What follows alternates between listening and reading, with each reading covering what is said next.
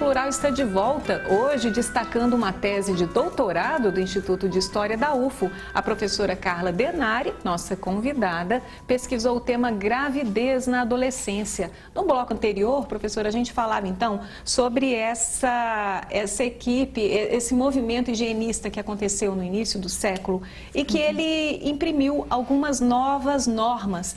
E dentre elas a questão da gravidez. Então, antes disso era algo natural, após isso passou a ser algo diferenciado. E hoje a gente percebe o grande número de jovens na adolescência engravidando, não é isso? Essa sua pesquisa, ela mostra de que forma que a gente está olhando, então, qual é o nosso olhar hoje frente a essa gravidez, ditado diante desse parâmetro, desse movimento no início do século? Então, esse movimento higienista, ele vem imprimir algumas regras, né, de ser e estar e se portar frente à sociedade. Não só regras de como ser, mas regras sanitárias, né? Então, aí se muda a estrutura, por exemplo, da casa dessa população, onde o quarto ele passa a ser uma parte privada, né? Então, as questões sanitárias, né, das cidades, elas começam a ser compreendidas melhor. E nesse meio ele imprime para a questão das meninas, né, das mulheres, regras de como ser e se portar. E esse movimento higienista, ele traz uma visibilidade para essa mulher, que antes não existia, mas uma visibilidade de ajuda desse movimento para normatizar esse corpo, né, tanto dela quanto da família. Né? Então, se coloca que a mulher era a salvadora da pátria. Então, essa mulher, ela ia ser dona do lar. Ela ia ser cuidadora do esposo, da família, dos filhos. E o esposo devia ser o provedor desse lar. E essa mulher, ela teria que tirar esse esposo, né, das más companhias, né, dos bares, e trazer esse esposo para casa, porque era importante que ele tivesse condições de trabalhar no dia seguinte e que essa mulher tivesse condições de dar, né, filhos para a pátria saudáveis. Então esse era um acordo tanto desse movimento quanto do Estado, né, que estava entendendo que esse movimento poderia ajudar nessas questões. Ou seja, antes desse movimento, a gravidez ela era observada de uma outra forma. A gravidez na adolescente, antes desse movimento, ela é entendida como normal e aceitável, porque a gente vê, e tem na historiografia que as meninas elas se casavam com 12, 13 anos, né? As famílias, elas acertavam esses casamentos e era muito comum.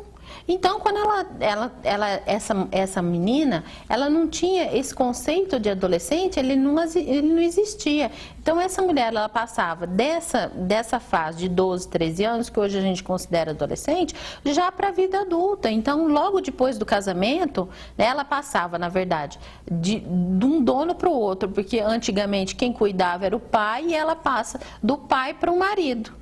Né? E ela continua, né, esse mundo adulto, e logo depois ela engravida e tem filhos e começa a cuidar desse lar, e isso é perfeitamente normal e aceitável. A partir de 1974, com a Organização Mundial de Saúde, isso passa a ser um problema. O próprio conhecimento da educação, né, da medicina, a gente passa a entender que muitos problemas acontecem nessa gravidez, nessa adolescente. Então, como eu já falei, né, como eu já citei. E aí isso passa a ser um problema não só para a área de saúde, mas também para o Estado. Por quê? Porque essas meninas acabam custando mais caro. Né? Por quê? Porque ela tem que ter um pré-natal mais adequado, eu tenho que fazer mais exames, eu tenho que ter um cuidado maior.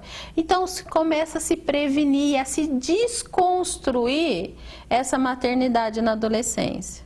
né? Professora, por meio desses depoimentos que a senhora colheu durante a sua pesquisa, o que a senhora pôde perceber? Essas jovens, de fato, elas desconhecem, elas veem de uma forma madura essa gravidez? De fato, isso tem contribuído para essa passagem, para esse rito de passagem que a senhora mencionou? Eu vou pedir licença para você, se eu posso colocar, porque eu acho que fica muito mais esclarecedor, um relato de uma adolescente.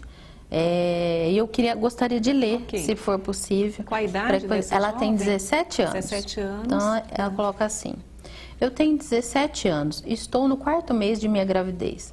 Foi planejada, desejada, e faz 1 ano e meio que a gente está tentando.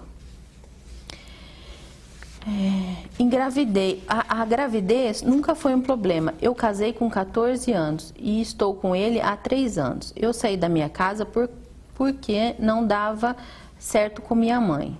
Depois que eu saí da minha casa, minha vida melhorou muito. Meu marido tem 19 anos. Nós temos uma oficina de conserto de bicicleta. A família dele gostou muito da notícia do neto.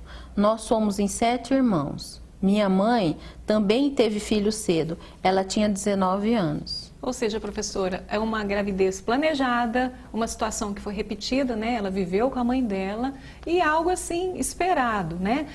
Nessa pesquisa, que outros dados também a senhora pôde observar? Então, a gente pôde observar que a maioria, então, dessas adolescentes, nesse caso, ela planejou, mas nos meus dados eu tenho que a maioria, ela não planeja essa gravidez, mas essa gravidez acontece.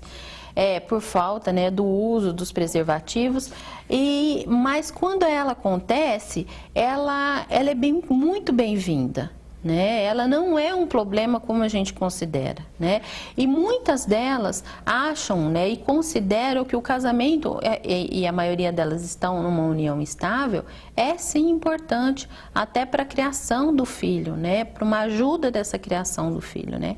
E muitas delas repetem, né, essas normas educadoras que vêm desde o começo do século, né, desse movimento higienista, que foi minha grande surpresa dessa tese, que é essa questão de gênero, que a mulher, ela foi feita para educar, que ela foi feita para ficar em casa, então a maioria dela é dona de casa, a maioria dela, o homem é provedor desse lar, ele que sai para trabalhar e traz o sustento, de vez, muito raramente, ele ajuda na educação, mas quem imprime a educação dos filhos é a mulher, né?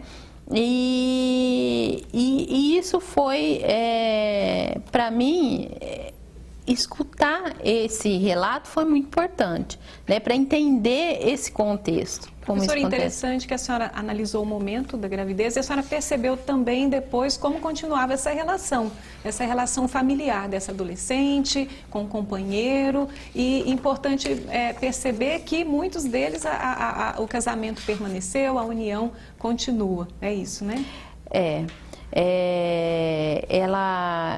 A gente tem também relatos de pais, né, que colocam que para eles também foi importante a gravidez, né, o companheiro. E que esse companheiro, muitas vezes, ele coloca que essa gravidez ou essa paternidade, ela foi a saída dele também dessa marginalidade. Então, ele que ia na balada, que não tinha responsabilidade nenhuma, que não construía raízes, né? Um pai, ele coloca isso muito bem, né? Ele tinha apenas 14 anos. E ele coloca muito que essa gravidez na adolescência, para ele, a paternidade na adolescência, para ele não é um problema.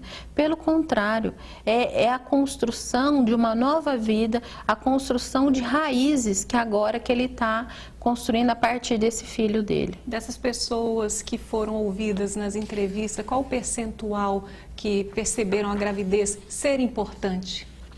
95%. Ou seja, um índice muito alto, né, professora?